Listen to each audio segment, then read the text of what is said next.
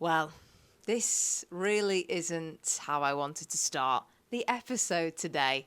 So you might have noticed that we are on my balcony. Yeah, we are. Hello, everyone. The reason why we're doing this video at the start of what is a very exciting episode with Lorraine Bowen off of BGT, off of Crumble, right? She is our guest, and we were so excited for it.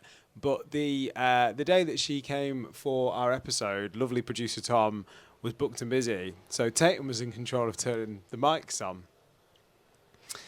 And she forgot to turn one of the mics on. Thankfully, it wasn't the lovely Crumble Lady, and thankfully it wasn't the lovely Tatum. It was me. She forgot to turn my mic on. I didn't forget. The tech broke on me. I did everything that producer Tom told me to do, and you know what? I'm actually going to blame him for not being there, because I actually said to you, I was like, look, I will pay you whatever the amount is that you're getting paid today. I'll triple it if you come. And he said no. So I'm blaming him for the fact that we were left to our own devices, and now what we've had to do is put it into a little software system. Yeah, we've put it. She's put it through a software, which has pulled my voice through, which is good. It's better than nothing, right? You can hear me occasionally, but it's turned me into Homer Simpson throughout, and it's also sometimes, yeah, little bit Mr. Bean, a little bit Homer Simpson every now and then, and sometimes I'm just in the background, just sort of heckling. You sound like you're just mute. So if you've ever thought that I should be seen and not heard, this episode is for you with the lovely Crumble Lady. Welcome to a very special episode of Embarrasing For No Reason. I'm Sam Tatum, this is Tatum McGreal. Hello! And today we are joined with someone who came into all of our lives just over a decade ago. Which time flies, doesn't it? Well, you're having fun, yeah. And jumped on our screens on Britain's Got Talent and became, I'm going to say it, sorry Subo, their best contestant ever.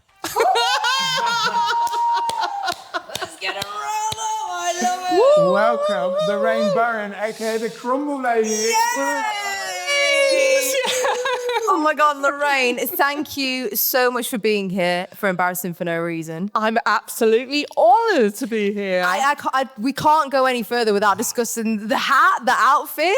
Lorraine, you look incredible. Thank you very much. Talk us through this for those who aren't watching on YouTube or Spotify right now. Well, if you're on the radio, you should be visually watching me, because I've got a hat to even out at Grace Jones here. It's a gold thing with spirals. It's got a bit of, I don't know, polyester on it. I've got a gold dress and some ancient mini discs, which I managed to spray. Wow. And so there is audio on me, but we don't know what it is.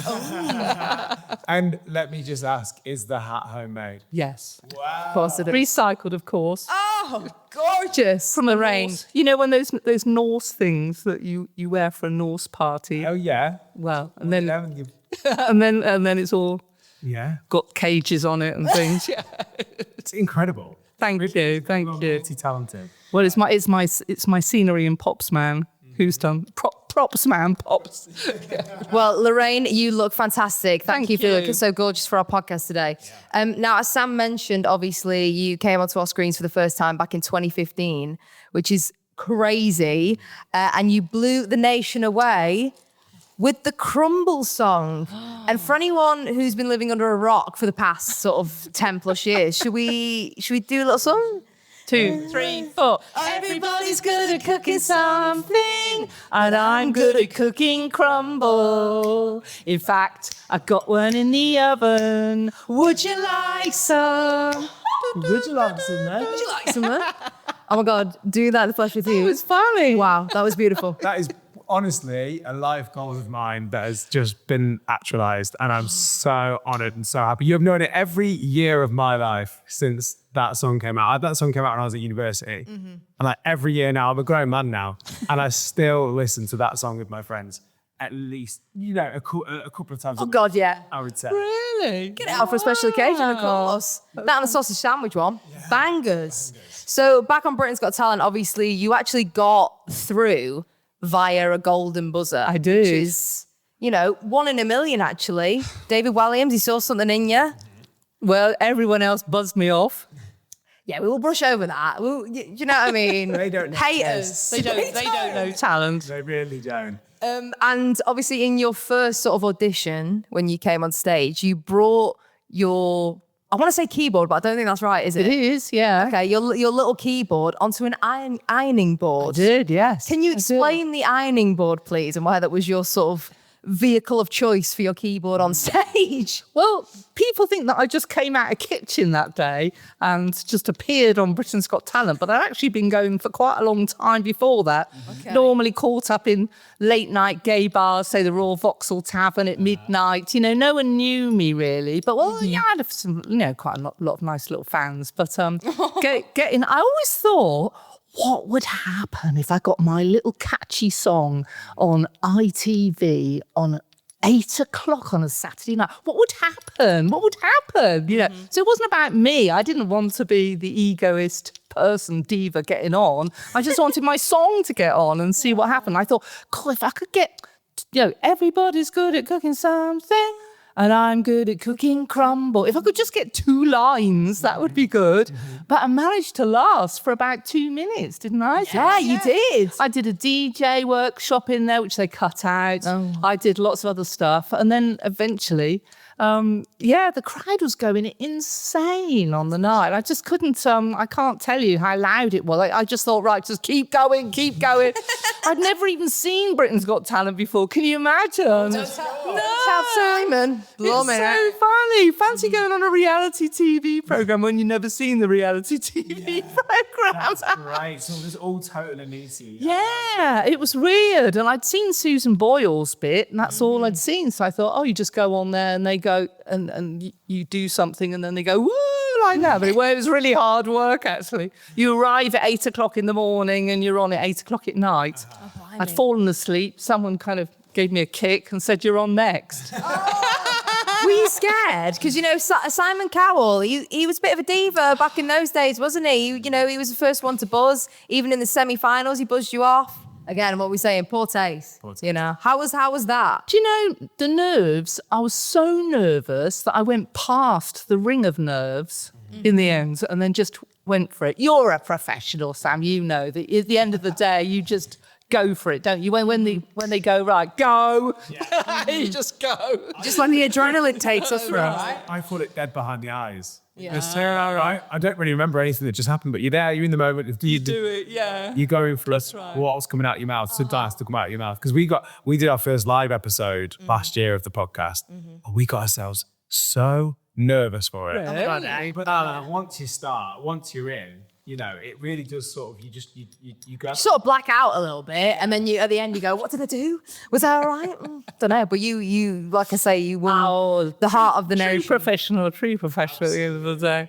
Life's been a lot of touring and stuff like that since then, is it? Not really, not touring as such. It's been really fun though, because just suddenly you're whizzed into much more consciousness of lots of people that didn't know you before, and internationally as well. That's the big thing. It's not just little mini UK, which is like that.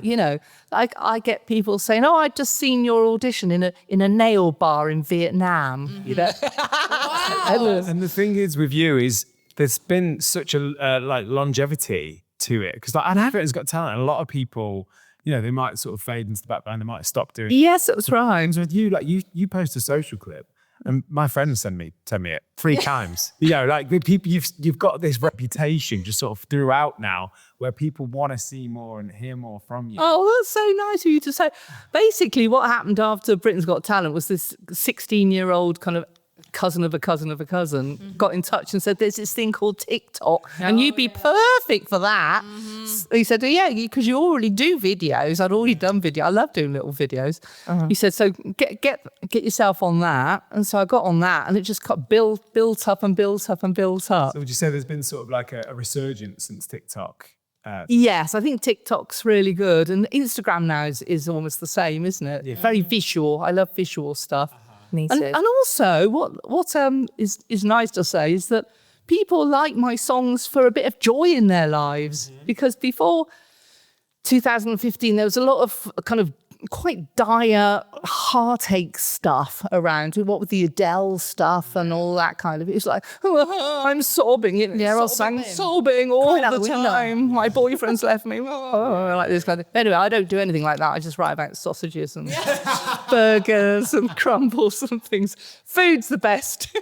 Food is the best. Your two big hits, I think, food-based. Yeah. But that's such a good point, though, because sometimes we can get bogged down in life and we can take life too seriously. But I always find music, can really change your mood, like so drastically. And like when you're having fun with it, as you are, we're through the bloody roof, aren't we? I would say it's impossible to be sad listening to the Crumble song. That's sad. I say, that's good. My bad. A bit of my back, off of my back. I know. That was never in the original bit. I just put that in for Britain's Got Talent. Did you? Yeah, I think I'd done it at a gig or something. It was never in the original. If you listen to the original demo, it's not. It just goes, I'll be off on my bike. Oh, everybody's good at cooking. Then I started going, off on my bike, off on my bike, off on my bike, off on my bike, off on my bike. Yeah, so good. You created history there. I genuinely, that's one of my favourite bits of the song. I think it's such a good addition to it.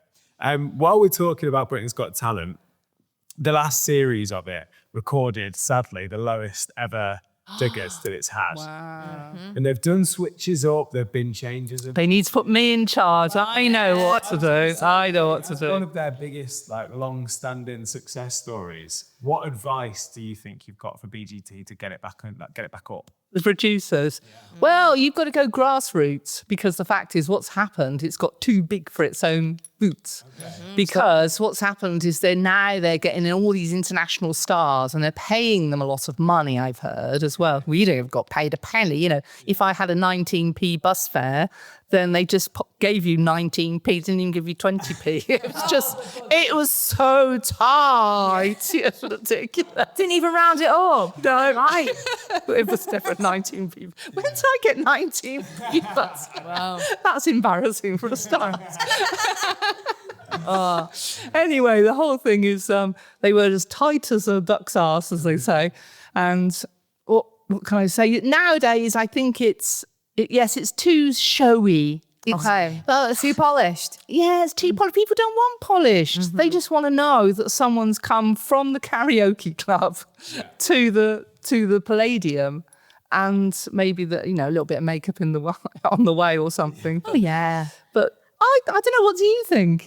I agree. That's a good point on the authenticity of it, because like you say, if they're just getting people, scouting people from online who are already successful anyway, and they're just doing it on a basis of bringing in viewers from their followers rather than going off the talent and making someone who lives an everyday life. The trouble is with Britain's Got Talent is that when I was just before 2015, there were a lot of acts that were brilliant and very, very eccentric and wonderful. And I think what's happened with Britain's Got Talent, it's a bit like RuPaul. Everyone's getting a bit fed up maybe with the whole drag thing. People didn't really know what was going on in the indie clubs, in the really crazy late night gay clubs.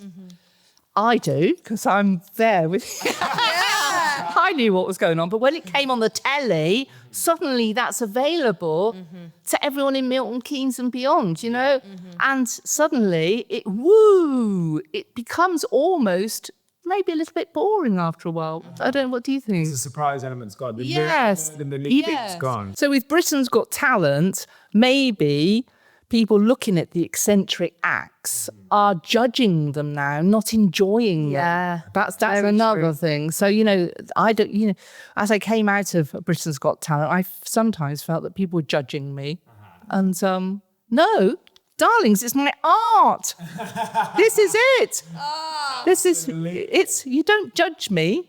And I never wanted to be judged on the day of Britain's Got Talent. I just thought, who are you to judge me? Simon Cowell, he's gone on stage and done anything. No. I'd like to see him do it. Roll out a keyboard and an iron board. Do you know what I mean? Alicia, brilliant. I saw her in Cardiff Pride after Britain's Got Talent. And I said, Alicia, that was a brilliant performance. And do you know what she said to me? She said, Thank you so much, Lorraine. That's great coming from you. Oh, well, there you go. Oh, what sweet. See, that's it. Amanda, I don't know if she's ever performed on stage doing a song. I think she was a singer back in the day, actually. I have no idea. I think Who knows? Yeah, I think she did theatre, but anyway. Has she had a hit like the Crumbles? No. She's not embarrassing for no reason. Sorry, Rena. Yeah.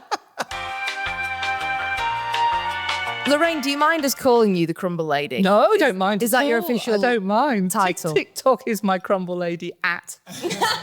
Okay, get following. I want to know, because you've obviously dedicated a song to the crumble, the dessert. Do you have a recipe yourself? Absolutely, of course. I wouldn't want to be singing about something I didn't know. Now. What would that be like? Driving along in my car. No, I don't drive. Yeah. So that'd be hopeless. It'd be hopeless. Never too late. So crumble has got to be 2-2-1. Did you know that? No. Did not know that. Flour and the butter is it the flour and the butter's the same, and then the sugar's half of that. Okay. And what's So, good? if it's 8 ounces of flour, it's 8 ounces of butter, and then 4 ounces of sugar. Okay. And then you can do your fruit however you want. Well, what's your favourite? What people are doing now, and which I'm actually doing myself sometimes, is cooking the fruit and the crumble separately. Interesting. Because it depends whether you're a fan of that soggy bit in the middle. So if you want to avoid the soggy bit, do it separate. See, so what you do, you cook your fruit, cook the thing, then right at the last minute, put it all on top of it, and you've still got a nice, like, crispy top. Much more. Yeah, I like the crunch. Don't like the sog. What would be your go-to fruit? Cherry all the time. Porridge. Cherry, yeah. I use frozen cherries, whatever, just What is in the freezer? bit posh with the cherries, but they're gorgeous. Almost alcoholic, really lovely. I don't think I've had a cherry crumble. Then, oh my God, come round mine. Oh, yeah, there's the invite. Get me there. Honestly, I'd love to. I don't know if I should say this in front of you, Lorraine, so I'm going to look away. I don't like grumble. David Walliams doesn't either. Okay, fine. Okay. I made him one, and he gave it to his son. Oh, I love that. Well, maybe you could convince me. Maybe I need to get He said bring at it back. school he used to scoop it into the plant. It's the side. It's the fruit. I'm not on board with like a fruity dessert. Do you know what I mean? I'm more of a chocolate. Be the way forward for you as well, because cherry is so sweet, and as I said, like it's sort of like, it's like Well, in France, they have savoury crumbles. I could maybe get on board with a savoury crumble. Right, yes. that, like a Carrot. Carrot crumble sounds horrible, doesn't it? sound horrible. It sounds like a shepherd's pie. Sausages in a crumble. we'll Would do you that. like some? Yeah. A mash up with the mash. So we asked people to ask some questions for you. Right. And one that we got in a lot was, would there be any, do you watch much TV? Is there any of the reality shows that you like? No, I don't watch any reality shows. I think it's because the cringe factor 20 is going through me all the time, knowing, I bet they had to do that 3 times. But I have made a very lovely new friend called Leighton, who's on the Bake Off. And so he told me all about that, and he was on it for quite a bit. I think he got chucked off on the 4th week or something like that. But he's a lovely chap, and he was telling me all the gossip behind the scenes. I'm probably not allowed. Well, how are you with cooking and baking generally? I'm not allowed in the kitchen. My partner does all the work. I just do the washing up. You're joking. You're That's the next laughing. big hit. You're now. laughing so much. Just the sausage sandwich and crumble, nothing else. That's right. That's all. I don't even make the sausage. I think my partner makes it. Yeah, we need to get you on Bake Off, I feel. Or do you know what I can really see you on? Have you ever watched The Traitors? Yeah, I watched one actually, but I know I hide myself because people would think that I've got no interest in modern contemporary kind of art forms, but I have. But I'm just always writing music upstairs in the studio, and I come down about 10 o'clock and everything's finished. Well, So good for you. Yeah. no reality shows for you. Sorry. No. One and done. Exactly. One and done. Yeah. Sorry. And like you say, maybe you just know too much now. Sometimes I look at people on there and I can see the pain in their eyes, and they've been up since 6 o'clock in the morning, and I can see things in people's faces that other people would never be able to see.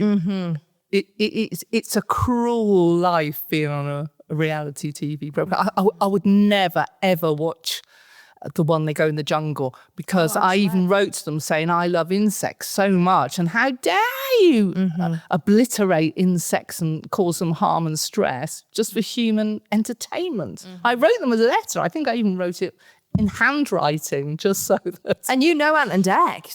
I met them. Yes, I met them. They're not responsible for the insects, though, are they? No. I'll blame them for that. So, Lorraine, you said that there's no reality TV shows for you right now, but a big thing that is going on in the world is sort of novelty acts running in political form. Have you seen one about the Blatton by-election? I have, yeah. Being an Essex girl in my teenager, I was Chelmsford, which is Chelmsford Secondary School, comprehensive, So Clacton was down the road. Used to take my granddad there for whelks and cockles, Have you met Count Binface? No, I haven't. Would you like to? What would a conversation between you two be like? I need to see that link up immediately. I don't know a lot about him, but I think he's quite intelligent, isn't he? Very intelligent man. Well, he's just released his manifesto, and there's quite a few, some bits on it. Obviously, they're jokey, but there's something he wants to do a referendum on whether Pluto should still be a planet. There's a lot of like outer space sort of stuff in his manifesto. So if you were going to run for an MP role, obligatory crumble every Sunday afternoon. Except for you, Except for me, yours. I might have a savoury one. You have the carrot one. Yeah, that's right. Carrot crumble on the menu at every. Oh dear, what would I say? I'd say get rid of all the cars. Nice. That'd be terrible, wouldn't it? I like it. The more radical is that. Let's do it. What else?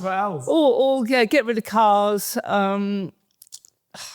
Any men that are naughty, just chop their willies off. I love that one.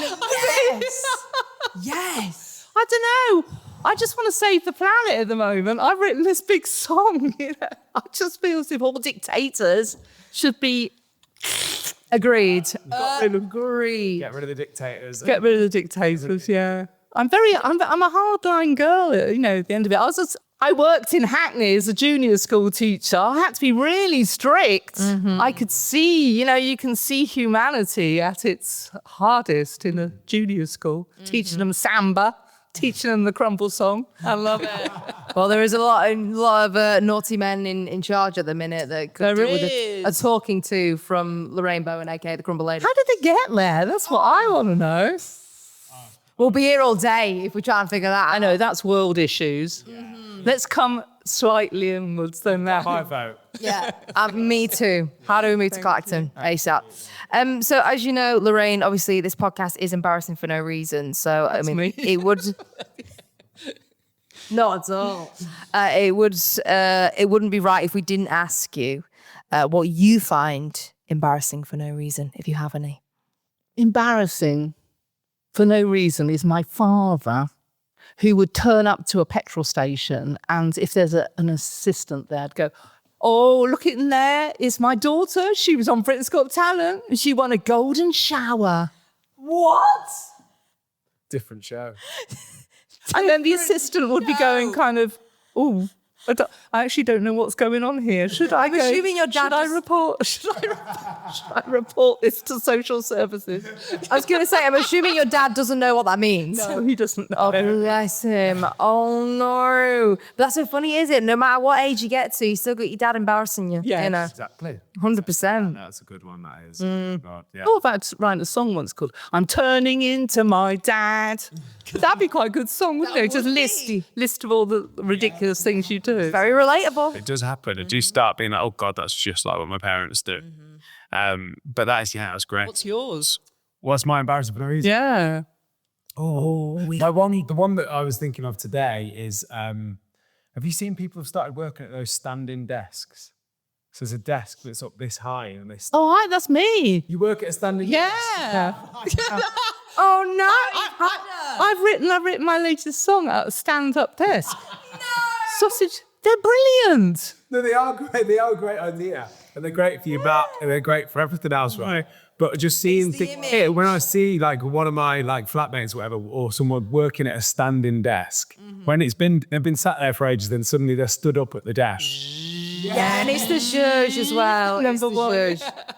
For me, it's always going that way I down. can't take it seriously. The worst one is the ones when you're walking as well. So they're typing. treadmill. And they're walking and they're standing up. Yeah. That's a great embarrassing for no reason. Treadmill whilst you're working. Whilst you're working. The next one would be dumbbells, typing, walking. My mum used to do, when she'd watch Emmerdale or whatever, she'd be doing her, like, she'd have one of them sit-up machines and be Oh, one of them. watching the TV like that, trying to get I know, that's brilliant. an Emmerdale. I thought you were going to say like a little bike, you know, those sort of like static bike, other side The of bikes, the cross trainer had it all. They'd always, every now and then, they'd bring them out from the garage into the lounge while they watch TV. Still do what Brilliant. but you know, exercise as well. Oh, no, I'll tell you something. The stand-up desk for writing music is tops because you come into your room and you're kind of like that, you know, when you walk in, isn't it? And instead of that zoom, which is a kind of a bit of a note, you know, it's a bit of a dumpy feeling. Yeah. And then Very true. you're still really up there. He's still up, got the energy. Yeah. If you want 138 beats per minute, you're still there, you know? Get to know. Shut me up. Yeah. Shut me up. I think I'm in. I think I'd really enjoy a standing desk now. It's good. I've done a full U-turn. Absolutely. It's the Lorraine. Absolutely. But get really, really strong legs because I got big speakers on mine, you see, and they're really heavy. So Strong stuff. Yeah, really get it all up there. And that's how you make the music. That's how you make sausage sandwich. 3, 2, 1.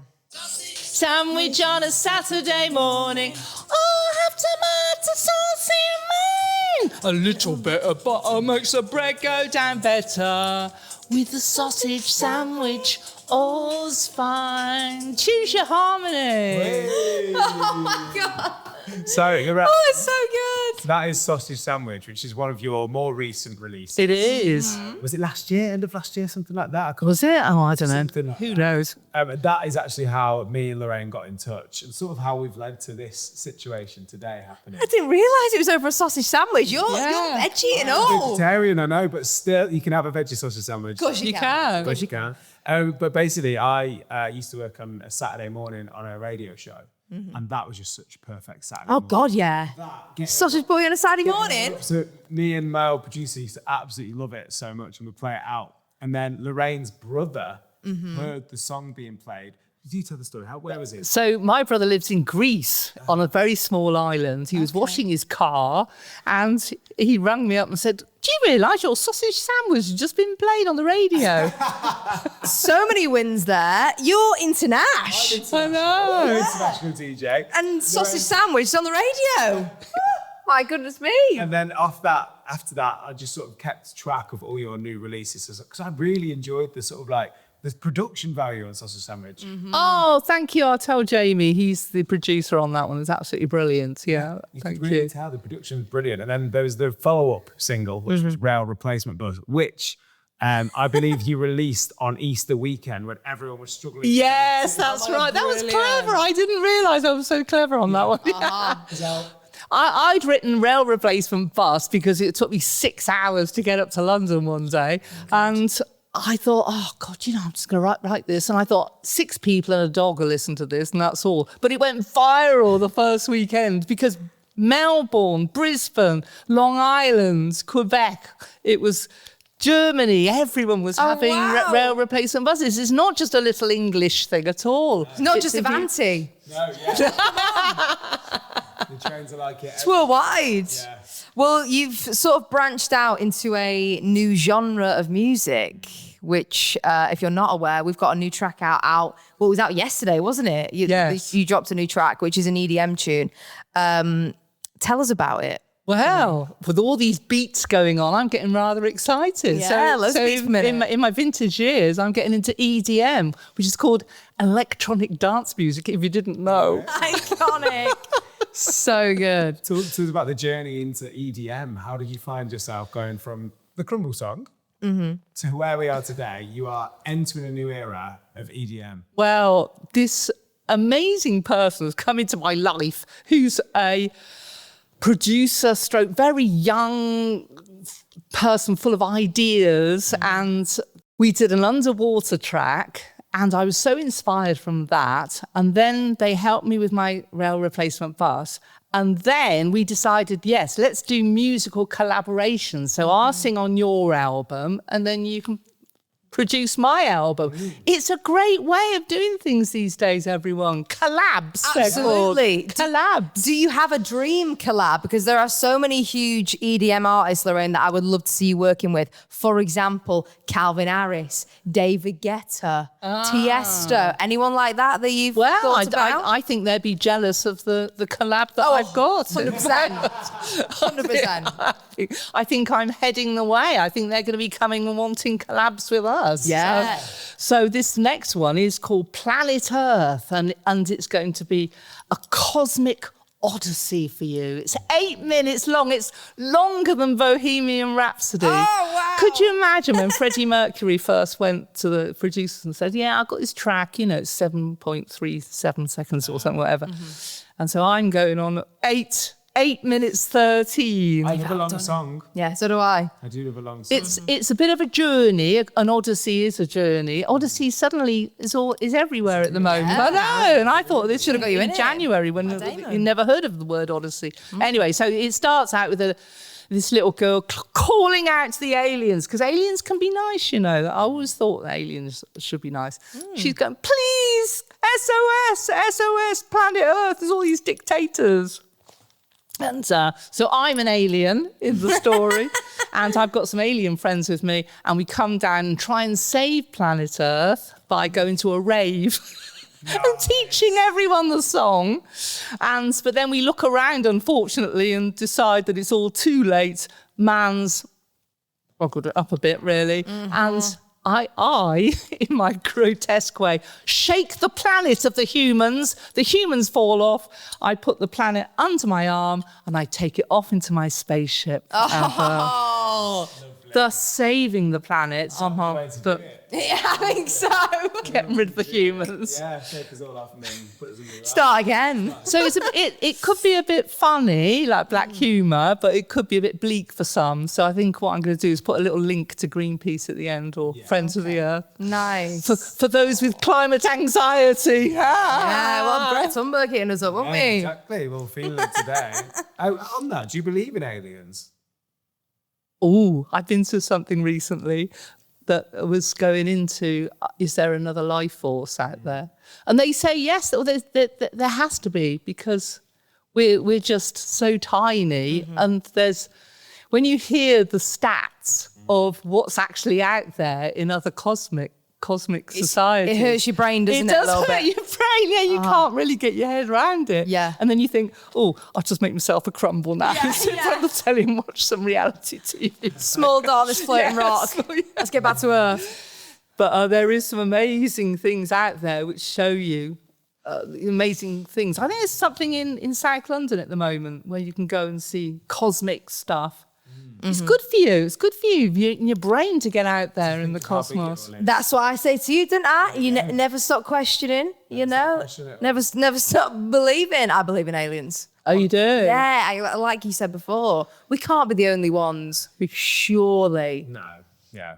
No, I think you're probably right. Yeah. There's got like, Come as you on. said, the space of it all. There's got to be something somewhere. See, I always wish there was an alien race that could come down and say, look, you're just not doing it right. You're just not doing it right. It's,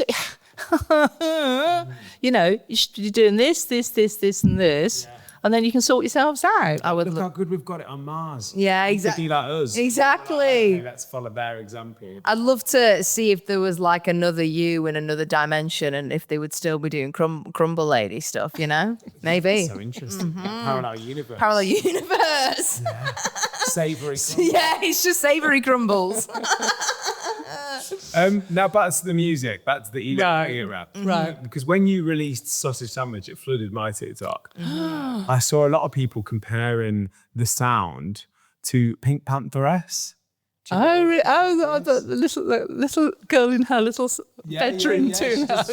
She makes all her own stuff. She's like a bedroom DJ. Now she's huge. She's like a star huge now. But a lot of people were comparing it. They said, your music sounds like what Pink Pantheress sounds like to people over 30.